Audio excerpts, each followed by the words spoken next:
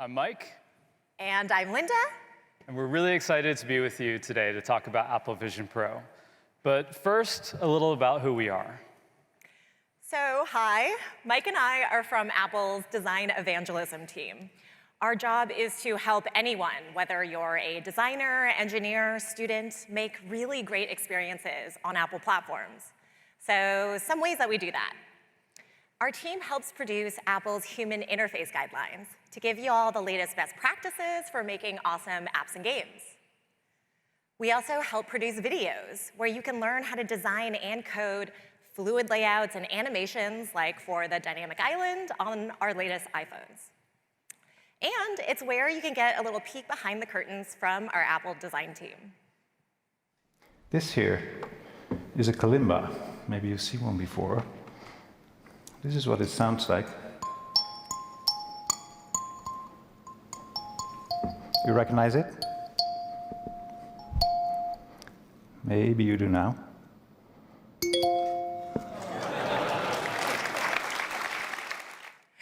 So those videos and hundreds more are up on our developer YouTube account, as well as the Apple developer website and app. So check them out. Our team also builds Apple's design resources, which include UI kits, icon templates, fonts, and other useful stuff to make it easier to design your apps. And when we make these resources, we are always listening to your feedback. Like all of that feedback y'all sent us about getting those UI kits onto Figma. We heard you loud and clear, and we got you, including new UI kits for iOS 18 and iPadOS 18 that we dropped today.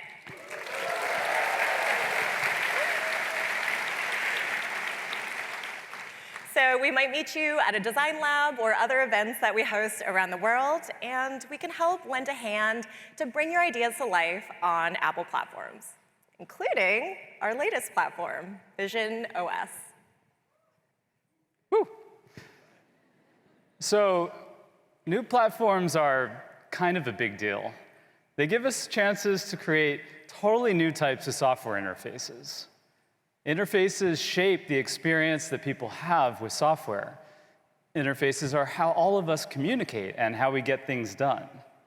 And the best interfaces are designed to work seamlessly with the hardware they run on, which means factoring in how a device is held or placed or worn.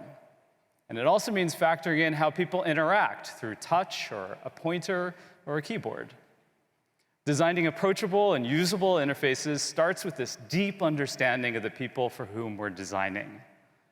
What words, images, and metaphors can we use to make experiences intuitive? How can we make physical interactions comfortable? And how do we design products that move and delight the people who will use them? These are some of the key questions that we've sought to answer ever since the dawn of software design. Back then, there were no design systems or patterns. You might say that the screen was this completely blank canvas. The goal, of course, was to make these new computer things approachable and understandable and even friendly. But that was challenging because new things can be scary and intimidating. Taking on this challenge, software designers built on people's understanding of everyday real-world objects and actions. Your screen was a desktop. You had household items like a clock or a calculator. Documents looked like pieces of paper, and they were organized into file folders. And when you didn't need the documents or folders anymore, you just threw them away in the trash can. UI controls were designed to look like hardware controls that everyone had used countless times since they were just little children. Over time, as displays and graphics became more powerful, we could design interfaces that were more realistic and expressive. Icons that once looked like this could now be more detailed, more lifelike, and colorful. Materials and lighting effects brought these flat, pixelated worlds to life. And we did all of this because we could, and because it was super fun to do, but more importantly, making software interfaces look real continued to be a great way to make them more approachable and usable for people. But the cool thing about people is that they keep changing. And over time, we all became more comfortable with computers. And interfaces where everything looks like this draw a lot of attention to themselves instead of important stuff like, content.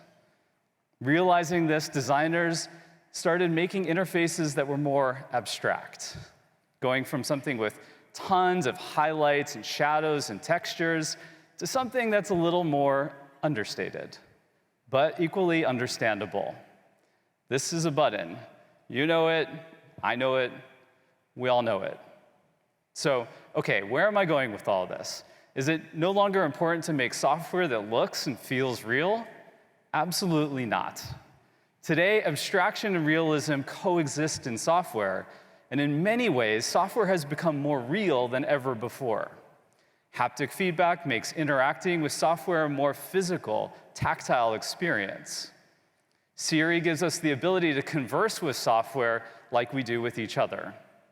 Symbols spring to life through kinetically realistic animations.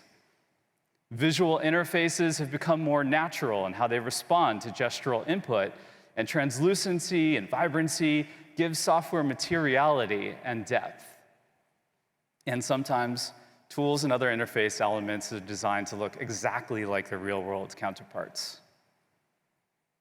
Now, throughout the history of interface design, new technologies and new platforms have given us new opportunities to make software more and more real. On Vision Pro, realism isn't so much about making interfaces that replicate hardware. Realism is about blending interfaces into a person's immediate surroundings. The interface isn't just this thing that you look at, but rather something you exist within. So to show you what we mean by an interface that you exist within, let's give you a sense of what Apple Vision Pro is like. When you put on Vision Pro for the first time, you see your actual world. Apps live around you as if they were part of your real space. And everything in this system has dimension and depth. Interfaces are physical objects. They're made of glass to blend into your surroundings while also giving you a sensation of the space behind them. And apps react to the real world. So they detect surfaces, and they cast shadows, and they even adjust automatically to the lighting conditions around you. Audio feels like it's coming from your actual room. So not only is sound spatial, but it also detects and reacts to the materials and objects around you. So you hear sound as if it's actually bouncing off of your furniture. On visionOS, interfaces can live anywhere in space, and you can use different apps side by side. You can also scale apps to any size, so you can personalize your setup to fit with your working style and the space that you're in. And experiences can even expand into 3 dimensions, filling the entirety of your room. You can change the entire vibe of your space if you need a moment to focus or to relax.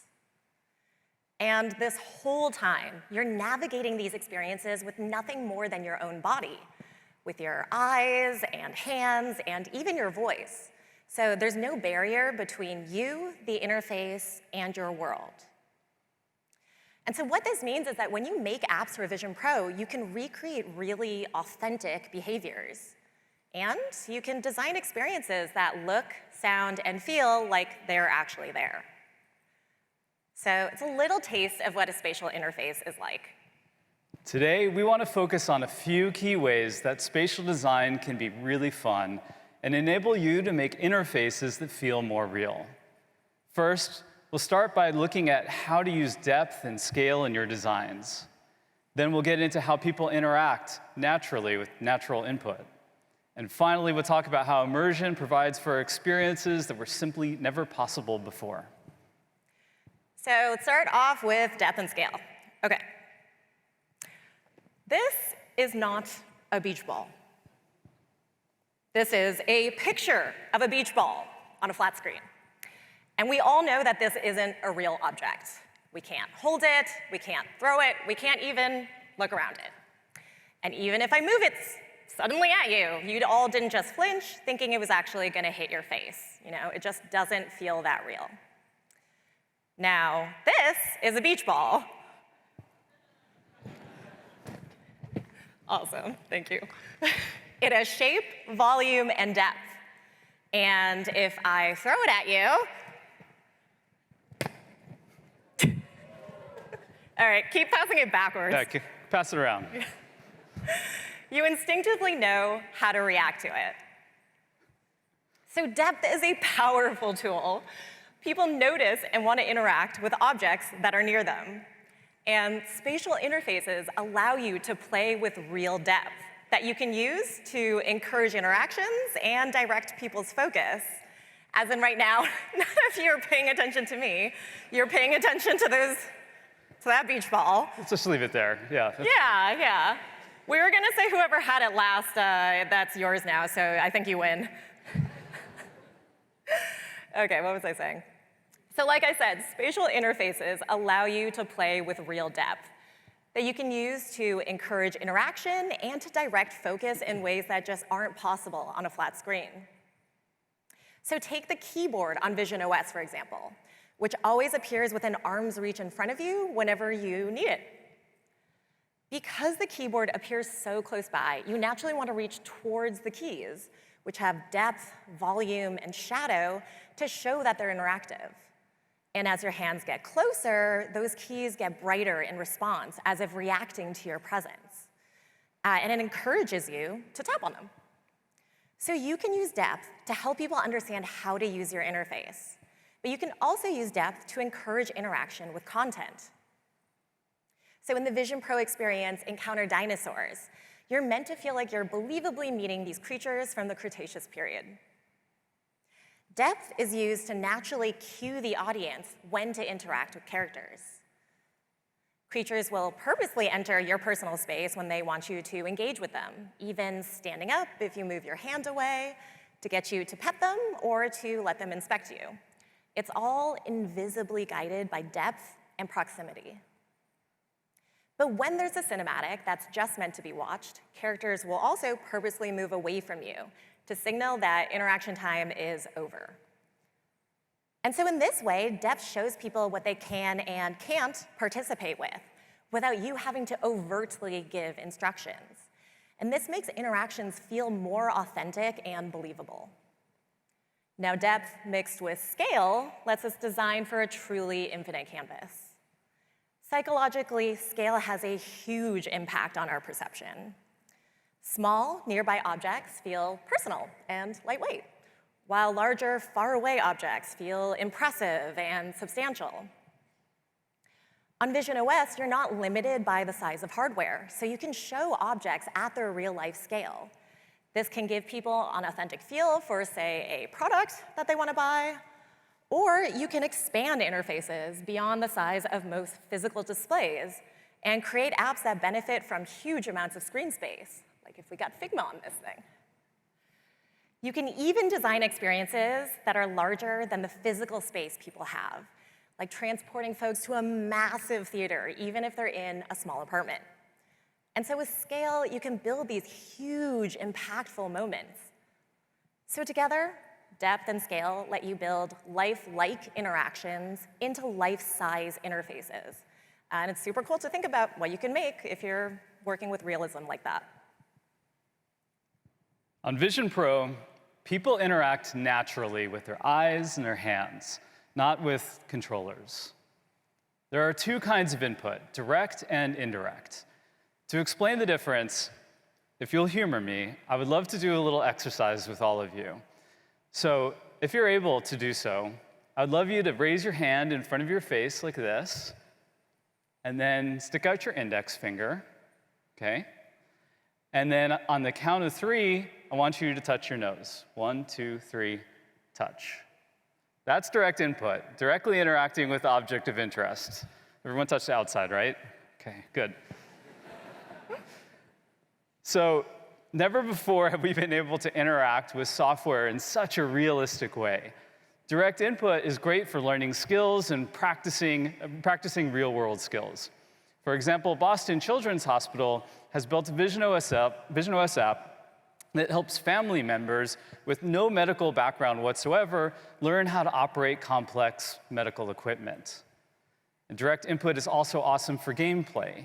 Using custom hand poses, Super Fruit Ninja lets people karate chop fruit and swat away bombs and throw shurikens. It's super fun. Now, let's say that you wanted to touch one of these buttons here, like the actual button on the screen. Now, for some of us, that wouldn't be possible, and for the rest of us, it's just highly inconvenient. You'd have to get out of your chair and scoot down your aisle, then walk up here and come on the stage, and then get kicked out by security, and it would be super inconvenient. So that's where indirect input comes in. So, okay, one more exercise. Everyone, touch your thumb with your index finger. Now, there's no need to have your hand up in the air. You could just have them by your side or wherever's most comfortable. Now, just look at this picture of this adorable dog and her pet llama, and on the count of 3, we'll swipe left to go to the next photo. Just imagine that you're pulling a piece of string and gently letting go. Okay, ready? 1, 2, swipe. Pretty cool. We did it, all of us. Okay, I think we could do this next one, because it's a good team here. We're going to tap a button. Look at the expand button in the top center of the screen. And just by looking at it, the button has now been targeted. And on the count of 3, we'll expand this photo by tapping our thumb and finger together. 1, 2, and tap. You can see that much better now. Thank you all. Now, indirect gestures are the main way that people act on visionOS. They turn these small hand movements into big actions. When you look at interactive elements, they highlight to give you visual feedback. That highlight is designed to balance utility and clarity without being distracting. Indirect gestures are comfortable and allow people to interact without needing a large space or to move around, which is especially important for people with mobility issues. And when you tap your fingers together, you're also getting this feedback, physical feedback, just like you would when you tap a screen or you click a mouse button or you press a hardware button or a keyboard key. And as designers, we sort of take this feedback for granted. But with direct input, if you're tapping a virtual object, you're not physically touching anything. So it's really important to design these feedback cues into your experience. Again, the system keyboard. Keys get brighter as your finger approaches, giving you real-time feedback about proximity. And the press state is very obvious. But even that's still not quite enough. Tapping keys will also make a sound, just like a physical keyboard. Tap, tap, tap, tap. It's a little quiet. Now, on other platforms, these sort of really dramatic visual effects and sound effects can sometimes be a little bit much. But on visionOS, they're crucial for making input that feels natural, and they're super fun to design for. And lastly, immersion. So immersion is pretty sick. Immersion enables you to transform people's worlds, placing them in scenarios and locations that they would otherwise not get to experience. So one of my favorite examples of this is Keynote on Vision Pro. For the most part, when you're working on a presentation, Keynote works just like it does on other Apple devices. You can edit your slides and pull things in from other apps. But when you want to rehearse the real deal, you can send yourself to a huge auditorium where you feel what it's like to give your talk on stage. You can plan how you're going to walk around, get used to having the teleprompters below you and your slides behind you, and it's just something you can't replicate on a flat screen. It feels like you're really there. A few more people. There's a lot more people in this audience. Immersion helps people focus and tunes out real-world distractions. But one thing to stress is that building an immersive experience doesn't just mean making a 360-degree visual. You can design rich immersive experiences without having to take over someone's entire view. So we think of immersion as a spectrum, and it's something that you move people into and out of. You can start to build immersion with something as simple as dimming people's surroundings. This helps bring focus to content while not taking people out of their space. And from there, adding in layers of realism, like showing things at life size, adding depth, taking up more field of view. You can still make people feel somewhere else while staying connected with their surroundings. A big thing that helps with this is making sure your immersive experiences feel alive. So sound, movement, lighting, all of these things help to make an experience feel authentic. For example, Vision Pro comes with built-in immersive environments that you can experience at any level of immersion by rotating a digital crown. These environments feel authentic because they feel alive. So water actually ripples, clouds slowly move, and scenes change from day to night. Ambient, spatial sound makes it feel like you're actually at Mount Hood. And when you combine different dynamic effects, you can choreograph some really engaging experiences, like the mindfulness app, for example, which gives you a moment to escape and relax. So in fact, let's actually all take a little break. For the next few seconds, let's breathe along with it.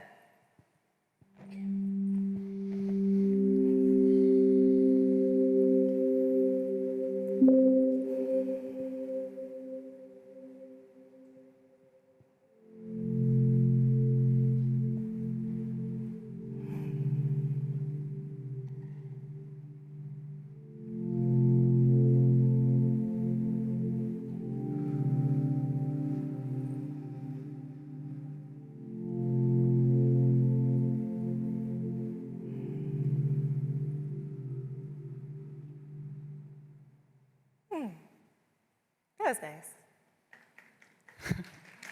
Ooh, claps. Yes, clap. Feeling good right now. So what makes mindfulness such a persuasive experience is the choreography of all of these elements coming together. The app starts off in your real space, but then slowly dims your surroundings. Spatial audio grows all around you as you get deeper and deeper into your practice. The pedals sense and pulse to match the actual cadence of your chest expanding and contracting. Yes, it actually senses this. And then your surroundings disappear completely, and you're just focused on your breath. So all of these sensory elements come together to pull off an experience only possible through spatial design. And on Vision Pro, you can build truly immersive experiences that utilize all of your senses. So depth and scale, natural input, and immersion. You can design with all of these tools in Vision Pro in a way that just isn't possible on other devices. And we really love seeing all the cool things that people have been making already. But we wanted to share one with you because it shows off so much of what's possible with the platform. And that's DJ, which is an app for, anyone want to guess? Their Mac, iPhone, and iPad apps are already awesome. But on Vision Pro, they created this truly authentic, highly realistic, life-scale mixing experience. Using direct gestures, you can place the needle just at the right spot on the record. You can crossfade between turntables, adjust volume and tempo, and they even implemented this custom gesture where you just hold your hand to your ear to listen to a record that you're queuing up. You sort of feel like you're DJing because you're really DJing. They also went beyond what's possible in the real world. Blending realism with abstraction, the audio UI effects UI seems to float in space above the turntables. Check it out.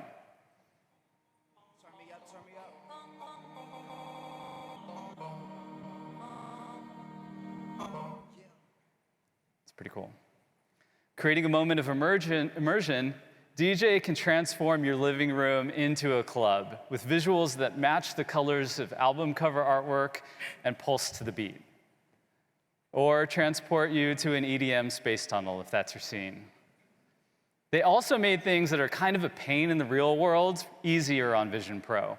Traditionally, DJs pull records from their crates that are like over here on the table or maybe back here down on the floor.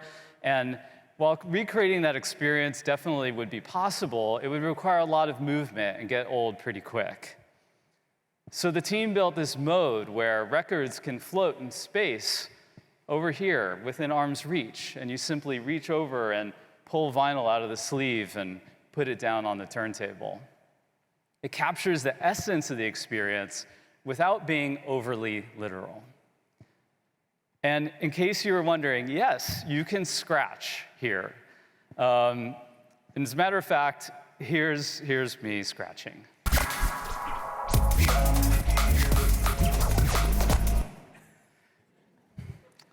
So, thank you. Thank you. Thank you. So real that if you can't scratch in the real world, you're also going to suck here. So that's DJ. It delivers this hyper-realistic, intuitive, and familiar experience while also breaking new ground. And we want to see what your ideas are for creating new spatial experiences. So when we introduce new products and technologies, we always have ideas about what they're good for, but it's really in your hands that we find out what a platform is truly capable of. So we'd love to know what spatial experiences you could build for the people that you help and the things that you're passionate about. We talk about Vision Pro as offering an infinite canvas, but we're not just talking about scale and depth.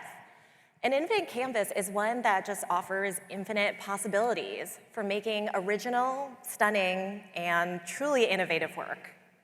Work that redefines, yet again, what it means to make software that's more lifelike, more delightful, and ultimately more human. This is a moment where you can shape the future of design. They don't come along very often, so show us what you can make. Thank you.